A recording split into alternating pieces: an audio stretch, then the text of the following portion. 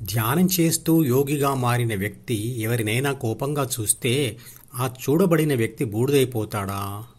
అలా జరగదు. ధ్యానం చేసిన వ్యక్తికి మానవాతీతమైన భౌతిక శక్తులు ఏమీ రావు.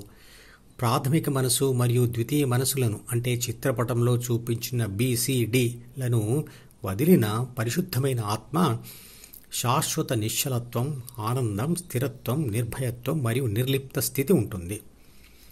ఈ విషయాన్ని శాస్త్రీయంగా విశ్లేషించి చూద్దాం. కాంతి ఒక వ్యక్తి మీద పడి రిఫ్లెక్ట్ చెంది అంటే పరావర్తనం చెంది ప్రతిబింబంగా మారి చూస్తున్న మనిషి కంటి ద్వారా కన్ను వెనకాల ఉన్న ఆప్టిక్ నరం మీద పడుతుంది. ఆ ప్రతిబింబం అక్కడి నుండి మెదడులోని న్యూరాన్ కణాల ద్వారా ప్రయాణించి చిత్రపటంలో చూపించిన D లేదా మనోఫలకంకు చేరుతుంది.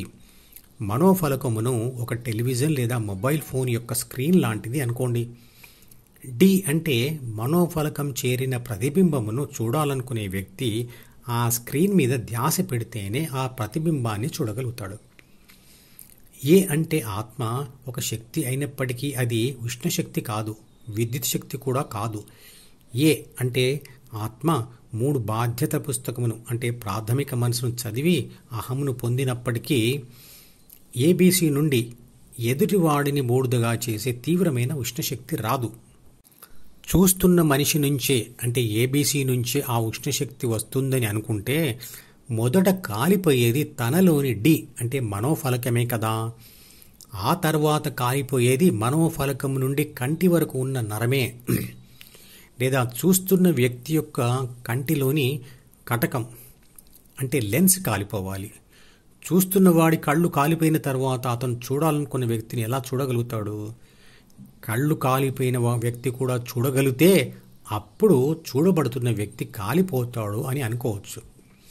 అసలు ఈ మూఢనమ్మకం ఎలా వచ్చింది అంటే ధ్యాన ఫలితం పొందిన యోగి పరిశుద్ధమైన ఆత్మ ఆకాశంలో ఒంటరిగా నిరాధారంగా నిరంతరంగా జ్వలిస్తూ ఉన్న ఉష్ణశక్తిని వెదజల్లుతున్న సూర్యుడిలా అంటే శక్తి స్వరూపంగా నిర్లిప్తంగా హృదయంలో ఉండిపోతుంది అన్నాడు భగవద్గీతలో.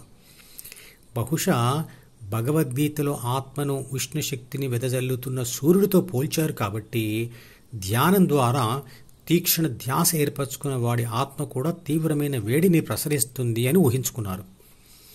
ఇలాంటి మూఢనమ్మకాలు అన్ని మత గ్రంథాలలో దేవుడి గురించి మరియు దేవుడి పూజా పద్ధతుల గురించి తప్పుగా రాసిన రాతల వల్ల కానీ లేదా సరిగ్గా రాసిన దానిని సరిగ్గా అర్థం చేసుకోకపోవడం వల్ల కానీ వచ్చినవే.